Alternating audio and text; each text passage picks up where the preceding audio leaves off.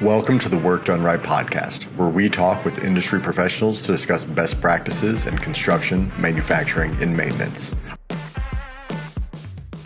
I am your host, Wes Edmiston, Director of Product with Cumulus Digital Systems and 15-year construction industry veteran. Today's guest is Kirk Offel. Kirk is the CEO of Overwatch Mission Critical, a service-disabled, veteran-owned small business that combines strategic consulting with full-service owner representation for the data center and telecom industries. His mission is clear: build a company that lasts by investing in people and culture, and help customers unlock emerging technologies that improve lives everywhere. Kirk's leadership journey began in the U.S. Navy aboard the fast attack submarine USS Memphis, setting the foundation for more than 2 decades of experience delivering some of the industry's most demanding projects. He is also the founder of DCAC, an anti-conference known for its South by Southwest style energy, designed to shake up how our industry shares ideas. Kirk is a passionate advocate for veteran transition, industry education, and pushing our field to evolve. Kirk, welcome to the show. Nice to be here, Wes. It's a privilege to be here. Thank you for having me. Yeah, so you have quite the background, and I'd like to dive in a little bit more. That way everybody understands a bit more about who it is that we're talking with here. So with that, how did you get started? What prompted you to join the Navy? And just really tell me a bit more about your career and background. Yeah, you got it. I appreciate that. So I am the youngest of a couple boys. My father was career military, turned 18, loading bombs on F-4s in Southeast Asia. Came out of the military 24 years later with a bachelor's from Boise State, a master's from OU, and thousands of hours in the cockpit of multiple different platforms that he flew. And he was a big proponent in believing that Uncle Sam could help pay for our college too, right? So all of my brothers joined the military. I myself stumbled in the only direction away from what they did, and the only branch left was the Navy. And I watched a lot of movies about submarines, which inspired me. So I just thought it would be a really cool. I thought it was a special thing to do in the Navy, was to be on a submarine. I still feel like it was. I feel like it had some of the most advanced training, and I was exposed to some of the most advanced weapons, machinery, and technology you can imagine. The schools that we had to go to were very, very challenging, and the deployments that we did were very, very complicated and challenging, but they were incredibly worth it. So I was a wrestler my whole life, and I believe that being a wrestler helped prepare me to being a better sailor, right? And it was critical that I was prepared to be a strong sailor, because there was another challenge in my life as I got out of the military. So I got out of the Navy in 2000, right around the end of the Third Industrial Revolution, or what's also known as the dot-com bust, which was the bookmark between the end of the Third Industrial Revolution, which began in 1969, and the beginning of the Fourth Industrial Revolution, which ended right around the same time as COVID. So in that time, I got out of the military and put myself back through school as a UPS service engineer, carrying a tool bag. And I ended up getting this job in Silicon Valley right around the same time that dot-com bust. And the beauty was I had a front row seat at emerging technologies. So if you remember what was happening during that time was one industry was closing, and then it was really the birth of Web 2.0, which was the precursor to what's known as the Internet of Things, or the World Wide Web, which led to e-commerce and cloud technologies, and here we are today at AI. So I started my career in Silicon Valley after I got out of the military, sitting front row watching the development of this thing that's now called the data center industry, or the mission critical vertical. And back then it was very niche, very small. It was emerging. I try to say that, today in 2025, now as we build AI, and people are much more aware of what we're building now with the announcement of programs that we get to be involved with, like Stargate and others that are like them of equal magnitude. We're building the AI factories, we're building the sky for the cloud, and we get to build the home for AI. And everything that I got to do has been involved in an industry that is just now emerging into the mainstream. So everything I did, as a wrestler, prepared me for my career in the military. My career in the military prepared me to get into a world of technology that really was reinventing itself on a monthly basis. So as a consumer, think about the way that we absorb and process and utilize technology and data today, and how much different is that today than we did a year ago, and then try to imagine how much more different it's going to be in a year from now. So I get to be a part of this growing technology stack where we, the consumers that are demanding all the eyeball content and video cache, are we're also the same ones that get to deliver the product that allows that technology capability to exist. And that's awesome as well. That grew up as a wrestler as well. So I would also say, even beyond just preparing you for the military, now as a business leader and owner, I would say it's great because it gives you a level of grit that most other sports don't give you, but most other experiences don't give you as well.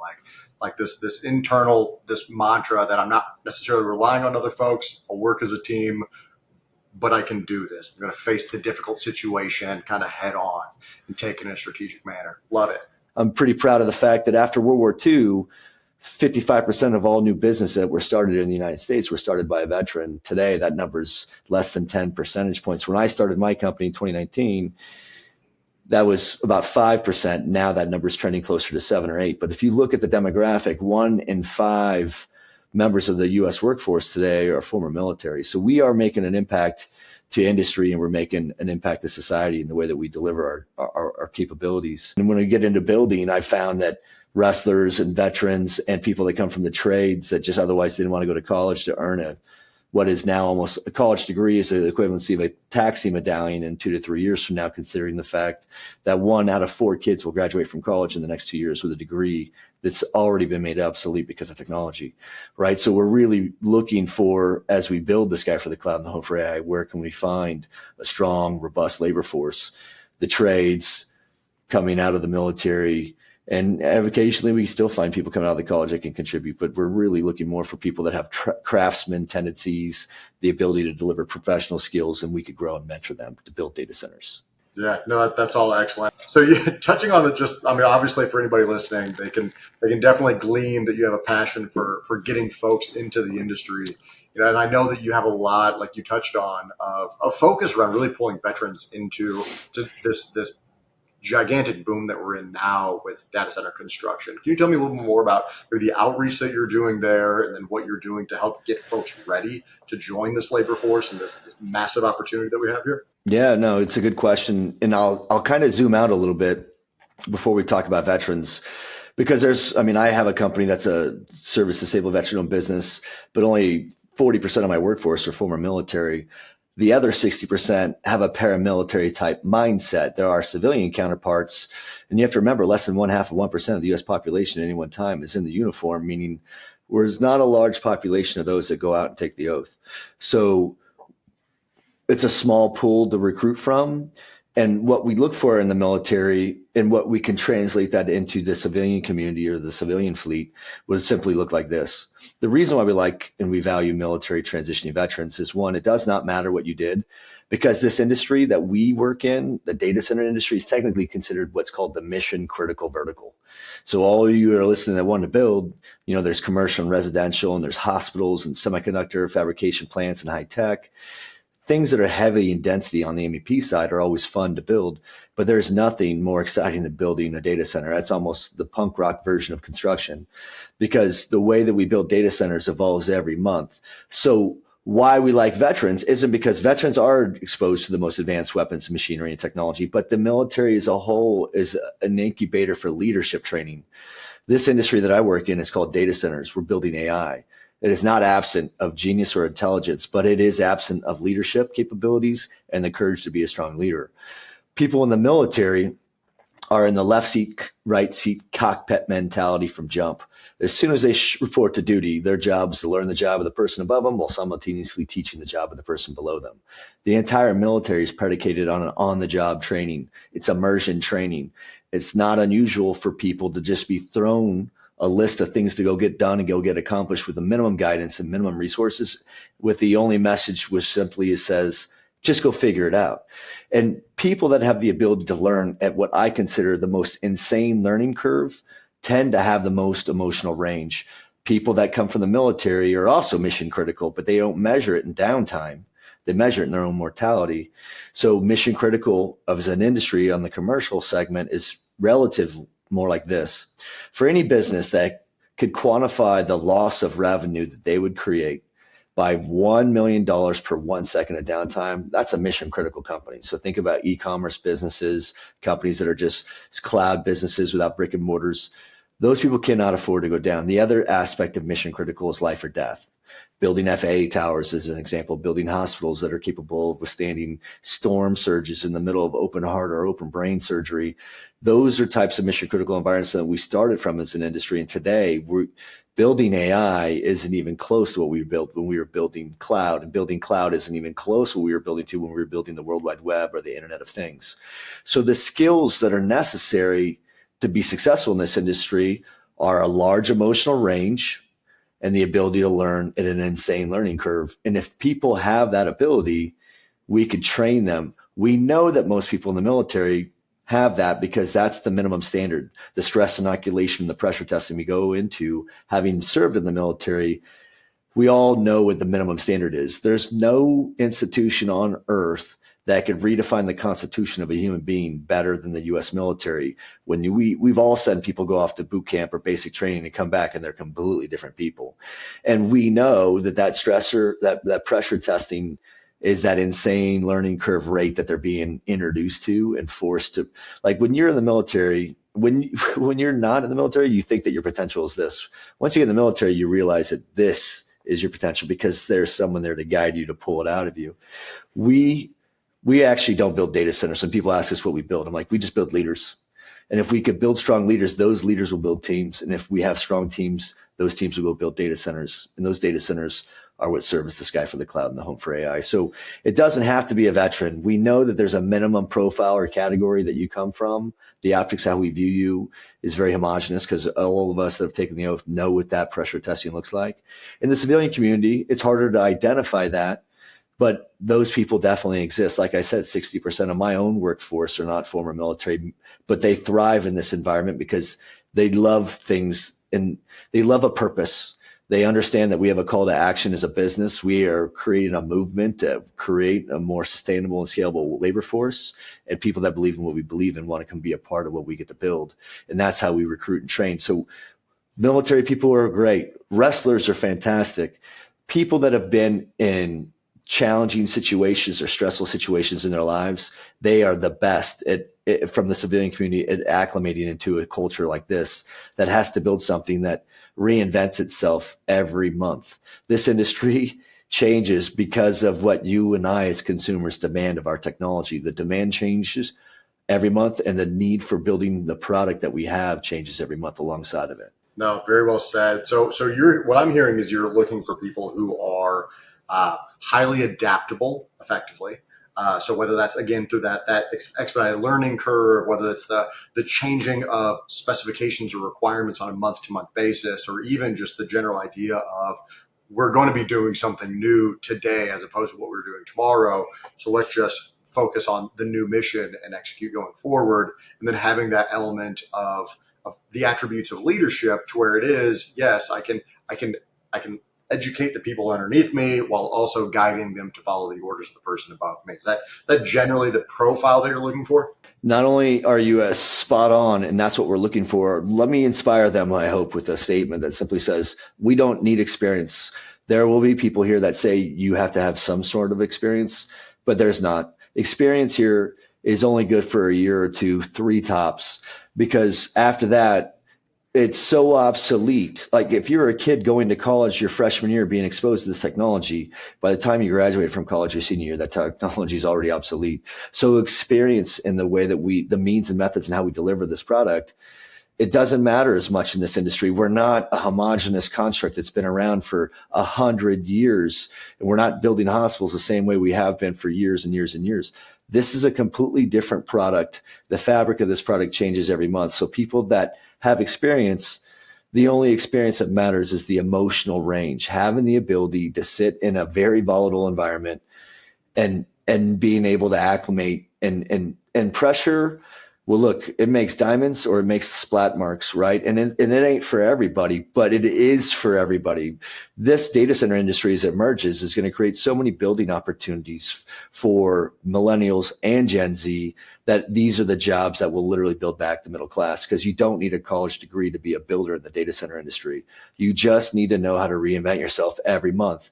And you have to immerse yourself in an environment where people believe in that method so they can teach you, because this is such a kinetic environment that it gives you the ability to be limitless in what your capabilities and limitations are. A lot of the people that are building these major programs, they don't have any formal training experience outside of what they learned on the job training by working their way up through the ranks of one line item within a CSI breakdown to the other, and within the construction constructs of what we build within. You have no limits, and you can't look at this industry as though the soup's done cooking, because this industry is so new that what 2025 is for AI is what 1925 was for the automobile industry. And to put that into perspective, we were still building Model Ts until 1927. And that's because the boom began in 1925, where we didn't have auto mechanics. We were building cars, but we didn't have people that were trained. There was no school to send people off to learn how to repair cars, because cars were being reintroduced to the world every year, multiple times a year, by multiple other brands that were emerging into the industry. So there was no workforce behind the automobile industry. And look at how far the automobile industry has gone today. Our industry is getting pulled into the mainstream because the demand of energy that's being required is putting us on the collision course with the oil and gas vertical. But that being said, we're sitting right now in the data center industry amongst the Henry Fords of our generation. This industry will be not only more mainstream than the automobile industry that we're building, but it'll have a greater impact on society since powered flight and the automobile industry. The biggest impact on humanity since the automobile industry. And if you think about the automobile industry, Henry Ford didn't create a car. He created a 40-hour work week with an entire sub-economy underneath that of companies that just make tires and just make seat belts and windshields and et cetera. So there's a whole nother group of things that are coming behind this AI demand. And a lot of people, I think, are scared of AI. They need to see it as an opportunity. And we parents, I mean, you said you have a little one. I got 3 in college next year. And I just told you that college is a taxi medallion. But when there's a lot of network that comes out of these colleges still, but there's still 9 different job domains that represent 285 different jobs within the data center industry. And the ability to build with your hands will never go away. The jobs that we're offering people, or the jobs that kids could steer themselves for in college, will be the types of jobs that they'll never be lost to AI. Hiring humans is the only way to build AI. And these opportunities right here require people like you and I to just have conversations and open up the aperture to people that want to build, people that have an appetite to build, but they don't know how to really get started. I'm here to introduce how they could find the breadcrumbs that hopefully lead them back to the data center industry, because I work for a company who only has one purpose, and that is to build the strongest teams that could build the best data centers. And our purpose is, we know that we started it with a veteran in mind. And I'll tell you, it's because when I started my company, 22 veterans were killing themselves every day. That number is down below 19 now, but it's still 19 too many. We've learned that the only way, try to imagine the transition from going into the military where you're driving a multi-billion-dollar war machine to transitioning, and now you don't have something that you get to contribute to that you feel is as significant as what you were doing when you were part of a much larger team. No sense of purpose, right? Purpose is everything. It has to be about purpose. And here's the beauty about what I'm talking about. The adoption rate of emerging technology, specifically driven because of the demand for AI, has made our ability, like right now, we're building more capacity for data centers right now than we've done in the previous 20 years prior to that. And we are at 90% of what we've already built or was under construction today is already occupied or pre-leased. We can't keep up with demand because we can't put labor forces together fast enough. So right now, there's people that have a purpose, and we're trying to figure out how to give purpose to people, because we've learned that in a human performance perspective, they have a higher level of output and productivity, which pencils out as a business. They bring more value to their clients when they have purpose behind what they're doing. So we knew if we give someone purpose as they transition out of the military, they're less likely to hurt themselves. And the jobs that we're offering them are the most significant jobs the middle class could ask for today, because there is no greater demand for build construction models at the volume that we're building at than what we're seeing in AI. And the programs like Stargate that we're building today, that's the Manhattan Project of the 5th Industrial Revolution, and that's just the first part of it, right? So there's other programs that come. The opportunity to build is going to be massive, and we're going to need leaders like with your background, your skill set, that are amplifying and using your megaphone to reach more people so we could recruit people to bring back into this industry to help build the sky for the cloud and the home for AI. No, very well said. There are people that are out there that might think, well, is it all hyperbole? Is this just, all something that we're doing so that we can generate pictures of cats in space or something like that?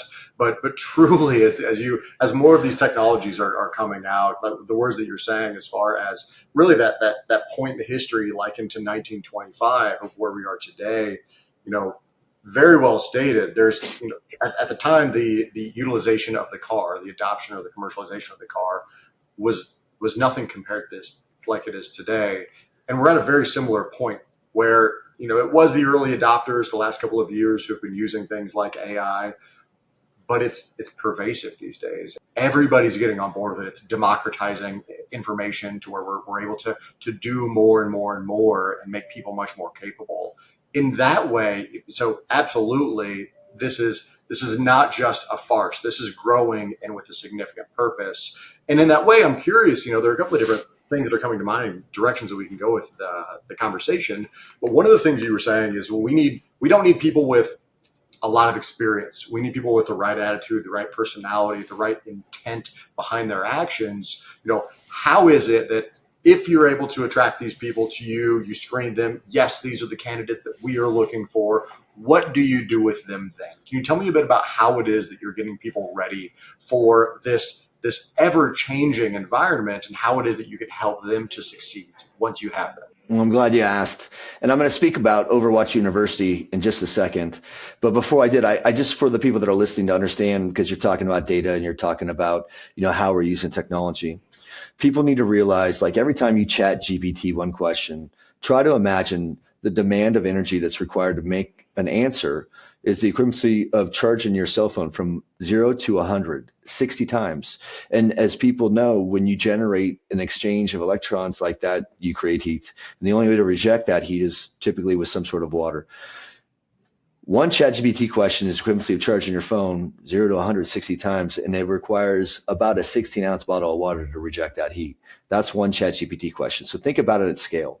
We create more data on this planet every 9 months than the history of the data before that. So data is now the most valuable commodity on Earth. So when I talk about, your question is how do we recruit, grow, train, and most importantly, retain this talent?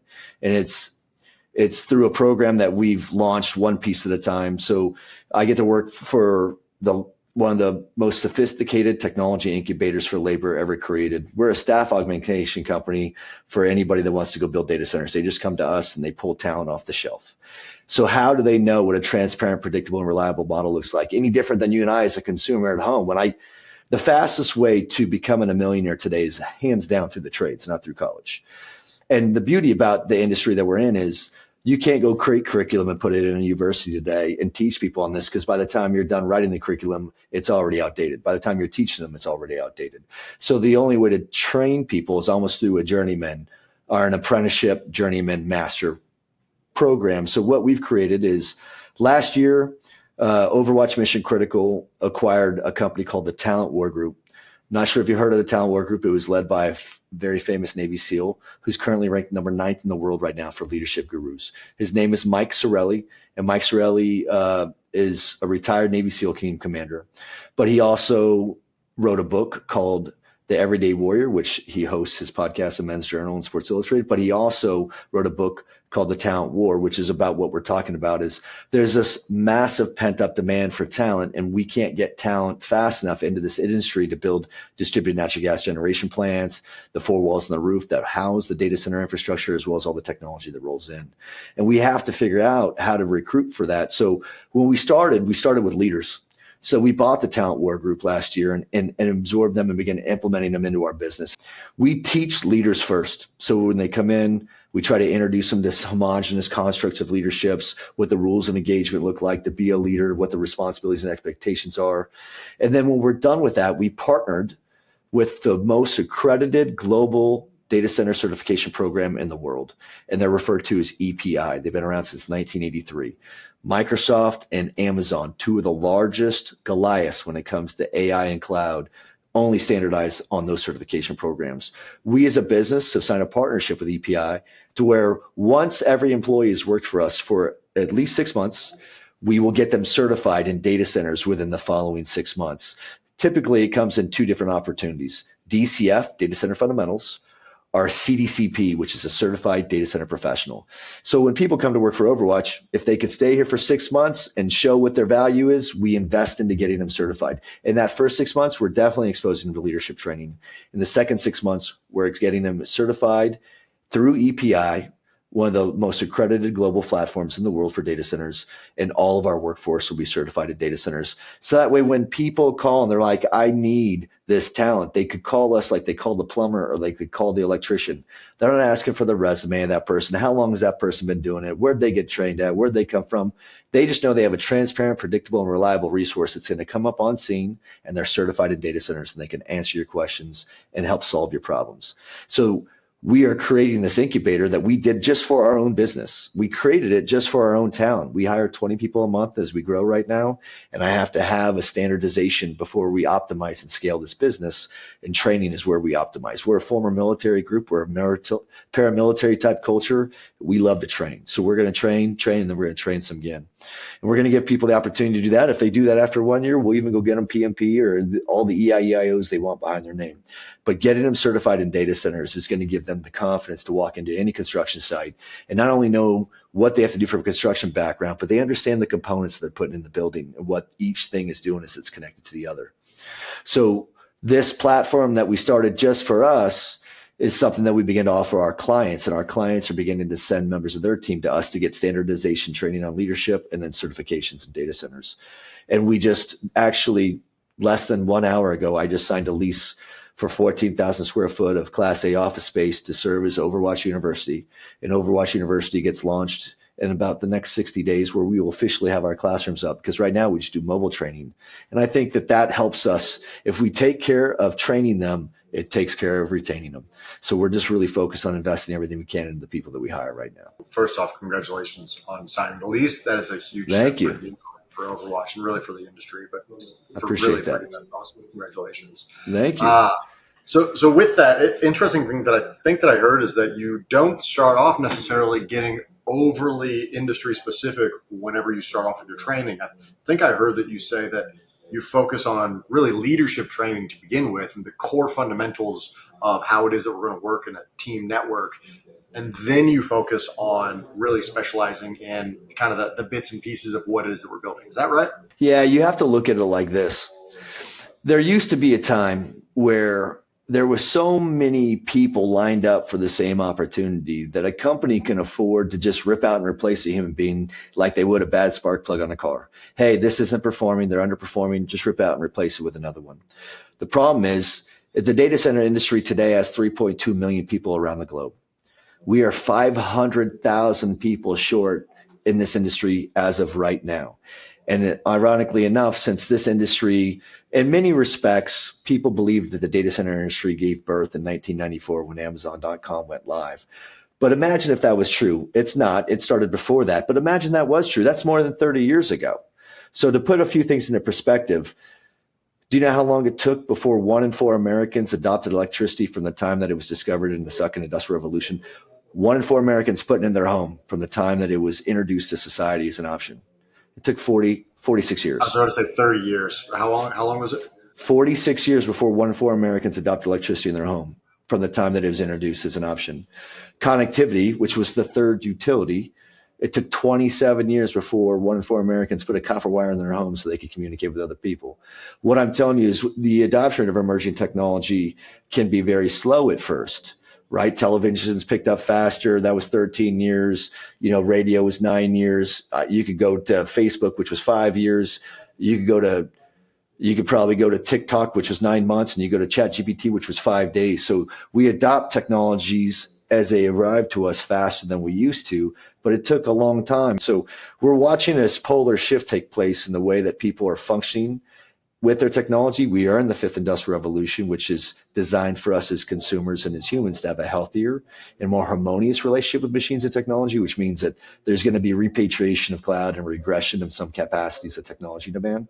But it is going to trigger a shift in our global economy from an energy basis because it's untenable. We can't scale at the adoption rate of technology based on the limited capacity of energy that exists. And we can't give up our dominance of AI because we can't put energy online fast enough so that China could outflank us. So there's going to be this massive shift that takes place in the next 4 to 5 years in this industry. And we're building a schoolhouse around that to where people could come in, and whatever evolutional shifts are taking place in the field will be reintroduced into the classroom, both from a leadership perspective and a technology subject matter expertise perspective, because it all begins with leadership. 90% of all the problems that exist within a team come down to communication, because there's no bad teams, there's only bad leaders. And we train people. We in this technology industry, in this build industry, in the construct industry, we're teaching everyone how to be professional subject matter experts. We're not teaching them not only one, how to lead and grow and maintain teams, but we're not teaching them how to lead them. And there's a difference between managing them. Managing people is like managing a process or a protocol. Leading people requires a difference, and that word is called inspiration. If you can't inspire, you can't lead. If you can't lead yourself, you definitely can't lead others. So we have to teach people how to lead themselves first, because there isn't today 1,000 people standing in line for the same job. There are 500,000 people in this industry globally that we're short on. And here's the beauty. This industry started, let's say, 31 years ago then. If that's the case, then more than half of our industry has been in this industry for more than 20 years, meaning we're facing what's called the silver tsunami. Half of our industry that went through the growing apprenticeship or the birth of this industry together, that know where all the bodies are buried and how we got here, they're poised to retire. The only thing stopping them is maybe the de-escalation of a couple wars between Israel or Ukraine, maybe some tension with China de-escalating, or a global economy becoming more stabilized. But the minute that those things take place, we'll see a massive wave of the silver tsunami of people that are going to be retiring. And we are already 500,000 people short in this industry right now. So everybody listening that wants to build, we're building campuses of thousands of acres at a time. For every time we build 100 megawatts, that's on 40 acres. It takes 1,400 people to build that. We leave at least 100. We leave one person back per megawatt when we're done building it, just to operate it when we're done. There are so many jobs, and these campuses aren't. A project like a Stargate type of program doesn't last for 1 year or 2 years or 3 years. It lasts for 5 years. It lasts for 7 years. Those are campuses that we're building urban cities around. There's so much change coming that if we don't build stronger leaders, we won't have a workforce. We can't recruit them and keep them in this industry long enough, because we'll burn them out because of the pace we grow at. So we need to find leaders who could build and grow strong, healthy teams and build and protect bulletproof cultures that we could build and tuck subject matter experts around. And that's how you scale an industry. Approach. There's the age old how to win friends and influence people. Dale Carnegie says it in there. Well, who is it? The best engineer that ends up becoming the engineering manager? No, it's the engineer that works best with people. And really, why is that? Just like in engineering, just like in construction, it's not like we have a bunch of robots that are going around out there and we can program the systems. It's not like the dirt or the piping or the cable is going to move itself. Who does it? People does it. You're not managing, like you're saying, the operation. You're leading and guiding and managing people. So people are at the center of all of it. If you don't know how to work with people and lead people, then you're not going to be successful as a leader fundamentally. Yeah, I'm really big on, I host this technology summit once a year in Austin, Texas, called DCAC. It means Data Center Anti-Conference. And it's just where David poking holes at Goliaths. There's 4 Goliaths in the world that run most data center conferences. They're all about the same. They offer about the same. We focus not only on the energy and the technology of building data centers, but we focus 1/3 of the conference on human performance. We're getting to an age where we have never pushed our teams harder. I'm sure with all the teams and all the programs that you built, I don't know how it works in your industry, but in our industry, there are 3 KPIs. Safety's first, schedule second, cost is third. You can never compromise one thing for the other, but we build big programs at mega scales, and they are dangerous. So getting everybody home at the end of the day, that's the number one focus of this entire industry. But scaling this industry by training people how to maintain schedules and the integrity of a budget is the next hardest part. And we're putting so much pressure on humans right now because the adoption rate of the consumer of technology that we just simply can't deliver fast enough. There is so much pressure on this industry right now that we can't get more cowbell out of these people until we start really focusing, not just training them better as subject matter experts, but we have to equip them emotionally to be able to endure the challenges that come with an evolving industry that's reaching the mainstream. Again, try to imagine living in the automobile industry before it became mainstream. There was no ethics, there were no regulations, just like our industry. It's all self-imposed. When industries become mainstream is when we start adopting ethics and more regulation. And because AI is at the forefront of everybody's optics, you're going to see this industry getting pulled into the mainstream faster. So it's still blue sky. Experience isn't really a factor that should anybody consider to hold them back from getting into this type of industry. People should be looking at how they could bring their professional skills, their craftsman skills, their trade skills to this industry to help advance it and move it forward, because it has the most volume and velocity of construction that you're ever going to build. Right. And then even just the infrastructure that you have to build around it to get ready to build the infrastructure, to get ready to build the infrastructure is immense. Like it is a huge undertaking for anybody who's ever built a LNG facility in North Dakota or something. It's the same kind of thing. There's never been a better time to be a builder. There's 100%. Never been a better time to be a builder. I couldn't agree more. Taking kind of all of these inputs that we've been talking about here and bringing them all together really back in, I think, into Overwatch University. I'm curious, you've been in the industry around data centers for a couple of decades now. Since 2000. Yeah, that's awesome. So you've seen change after change after change. Yes. In design, and so the full build out of it in the way that they're getting executed, and now you're in the middle of this gigantic boom that we're behind on labor, but we need to accelerate schedule fundamentally. So we're needing to do more with likely fewer people, and one of the elements of that is it's kind of augmenting technology. I think you touched on it earlier when in the beginning of the conversation of even the tools that we're using on a monthly basis or bi-monthly basis are changing. So I know I believe anyway, with the work that you're going to be doing with Overwatch University, that's an element of it as well, is getting folks up to speed on some of the resources and tools that are out there to augment the labor experience. What are you seeing in that space? So I guess what sort of changes have you seen? What are you seeing? Maybe some solutions for around now, and where are still the big problems for people to tackle for again, just making the industry better and expediting our schedules while maintaining safety? Yeah, good. Man, a lot of great questions. How at the end, well said. How do you never compromise the integrity of the safety element? All right. So Overwatch University is a dynamic environment, not a static one. Well, there'll always be components that our ecosystem will donate to the schoolhouse that people want to look at a UPS or a PDU or like those things will be there. But you have to think about the evolution of a labor force, right? So we up until now, we didn't have enough transparency and visibility into what was working. And when I say working, I say with a very broad stroke, because if you're a leader of a team, you invest so much money into a team. If you're not retaining that team, it's hurting your bottom line. So you're going to be dealing with human nature. So my thing is, we had to start with not just focusing on building a labor force with more subject matter expertise. We almost had to pause, collect our breath, and then focus on the human aspect of our labor force. And that's where we focused on the leadership side, teaching people how to lead themselves so that they can go lead others and they could go solve problems on teams, and those teams could go deliver and have a higher level of output and productivity. But we started with the leadership side. Then once they understood and had the strong leadership capability, the emotional range, capable of being on a project that's highly kinetic, then we could teach them the subject matter expertise on how to function and be comfortable and operate on that campus or within this industry. Once that's done, then we have to equip them with advanced AI resources. There are multiple companies that we're talking with right now. Some have GoPros that we'll put on their helmets that can walk through a construction site.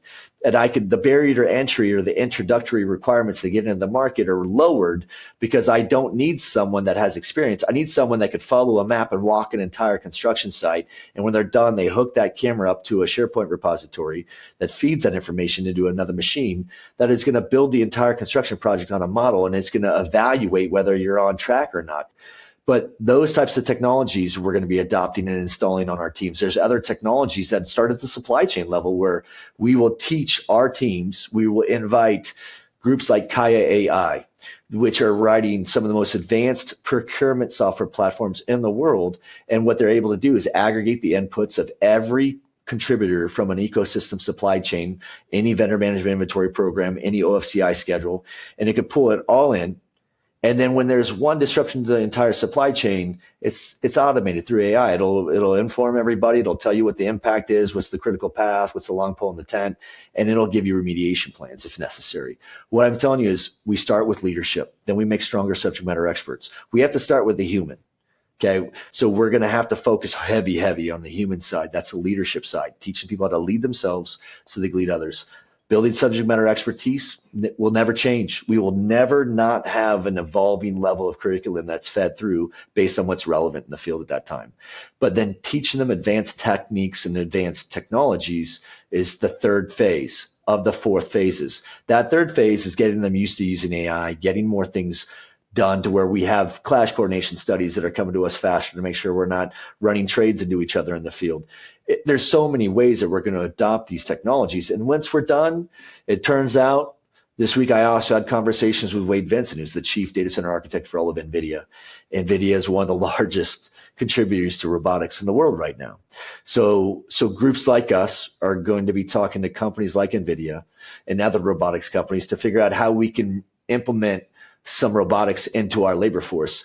There will be things that weigh 2,000 pounds that don't require human beings to move it. Maybe that's the perfect job for a robot to pick up and move that thing around. It could be a solar panel. It could be a load bank.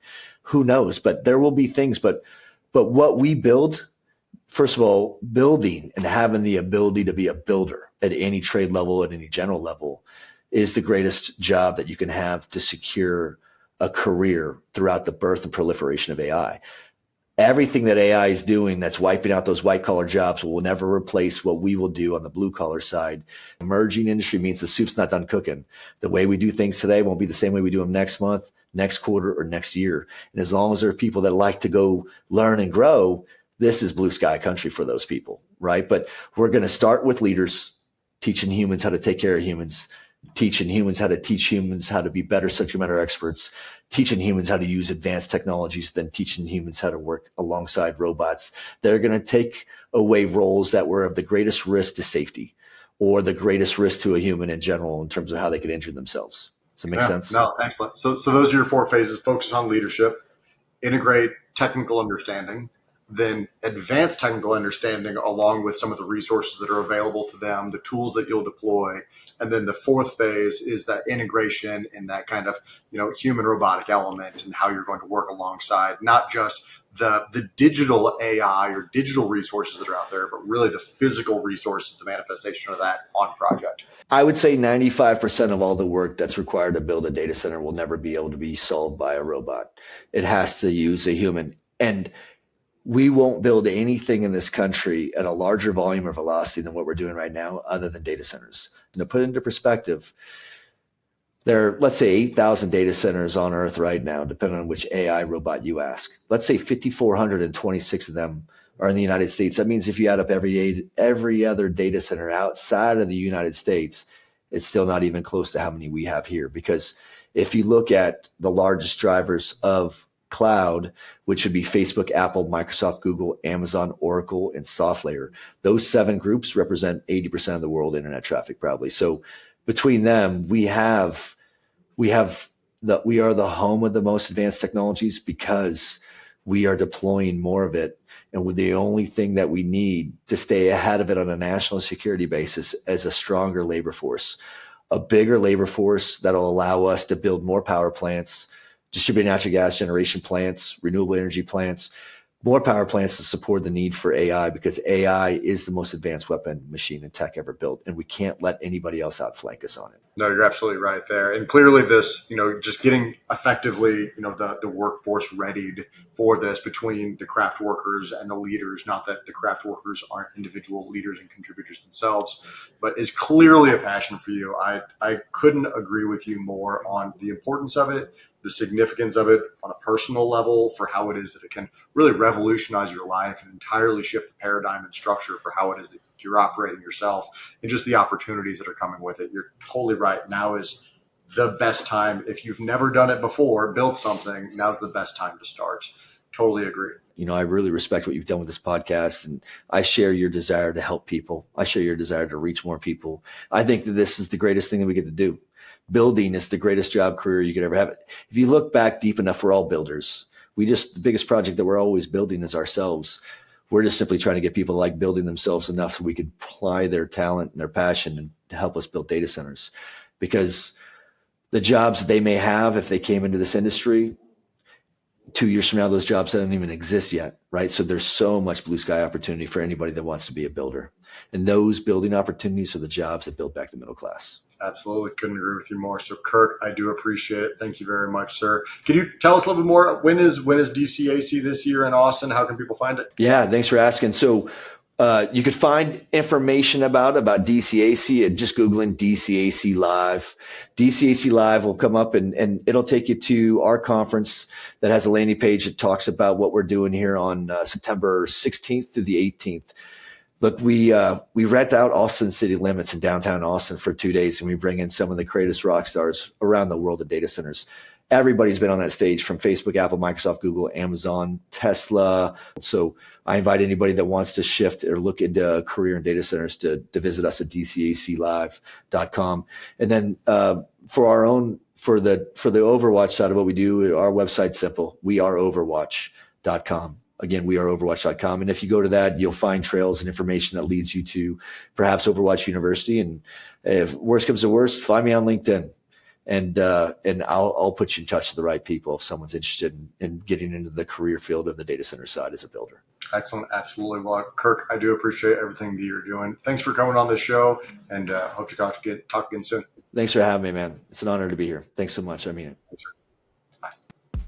I hope you have enjoyed listening to this episode of the Work Done Right podcast. Please help us out by subscribing and leaving us a review. And as always, our show notes are linked in this episode's description. Thank you for listening, and see you next time.